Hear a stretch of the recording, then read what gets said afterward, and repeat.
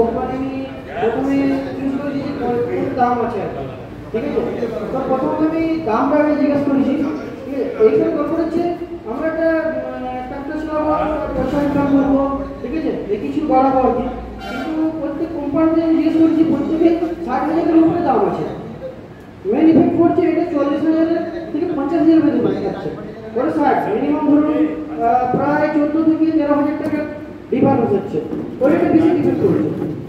আর এরপরে কিন্তু বলবো যে কাদার ক্ষেত্রে চলতে গেলে ওইটা যা কাজ হচ্ছে এটা পাই, দুটোর ভিতরে ডিফারেন্স কিছু নেই। তাহলে আমি বাড়তি পয়সা দিয়ে কিনতে যাবো কেন? আমি মেন ইফেক্ট এটা দেখে আমি কিন্তু জ্যাকেটের সঙ্গে আমি যোগাযোগ করি, তারপরে জ্যাকেটের ব্যবহার জ্যাকেটের ব্যবহার করে আমি খুবই সন্তুষ্ট হয়েছি আর কি, কোনো অসুবিধা হয় না, এটা বলতে চাইছি। ঠিক আছে,